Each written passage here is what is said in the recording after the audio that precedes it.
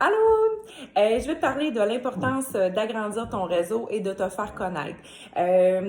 Quand tu te lances dans l'aventure et que tu as approché tout ton entourage, tes collègues, ta famille, tes amis, tes cousines, blablabla, et que pas mal tout le monde t'a encouragé, vient un temps où ce que tu vas saturer ton réseau épicure.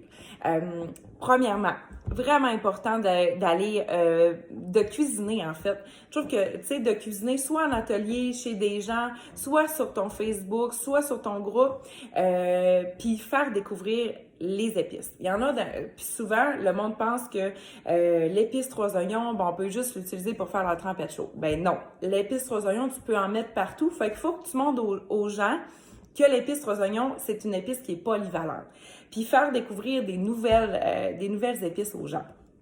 Si les gens utilisent, exemple, encore 3 oignons, pianette et citron, puis que pour eux, épicure, c'est ces deux épices-là, ben il faut que tu les fasses sortir de leur zone de confort, que tu viennes un peu leur créer un besoin pour leur dire, hey, tu sais-tu, les petits fruits d'été, ben tu peux en mettre vraiment partout. Moi, je l'aime, mes enfants l'aiment, fait que le monde va se dire, ah crème, j'aurais besoin finalement de de petits fruits, fait que ça va varier leur commande et les inciter dans le fond à commander encore plus.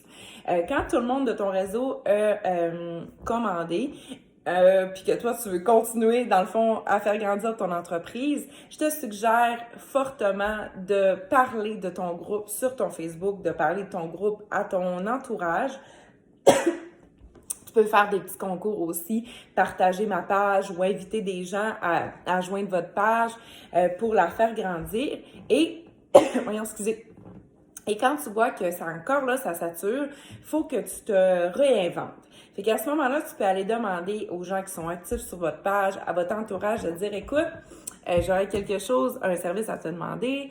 Est-ce que tu voudrais partager ma page puis inviter genre 2 personnes à joindre mon groupe? Ça m'aiderait vraiment beaucoup.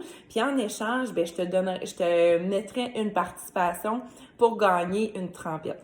Puis quand vous faites tirer des choses, pas besoin de faire tirer des choses qui valent des centaines de dollars. Ça peut être juste une petite affaire, un repas instantané, une petite trempette. Ça fait plaisir puis en même temps, ça vous aide à atteindre votre objectif. Puis mettez pas de temps. Dans le fond, dites pas genre à la fin de la semaine. Laissez-le un peu plus lousse. Pour exemple, que ça participe moins bien ou il se passe un pépin dans votre semaine, que vous avez moins eu le temps de mettre du temps sur ce concours-là, bien que vous puissiez le réactiver. Moi, une que j'avais faite qui avait bien fonctionné, j'avais demandé dans le fond, c'était quelle la trempette préférée et de taguer une personne qui voudrait essayer une trempette. Puis là, quand la personne, dans le fond, là, les gens taguaient, puis là, ça marchait pas. Fait que là, il faut que les gens invitent la personne pour que ça fonctionne.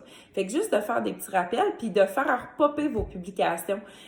Sur cette recette-là, ben, genre, quand ça faisait longtemps qu'il y en avait qui n'avaient pas écrit, ben, j'allais écrire, bon, ben, Céline, participe donc, ou Sabrina, si tu veux participer, c'est ici. Fait que, tu sais, ça fait, dans le fond, rouler vos publications, rouler votre popularité.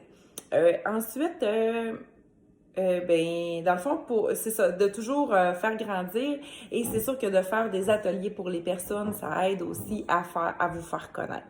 Fait que voilà des petits trucs.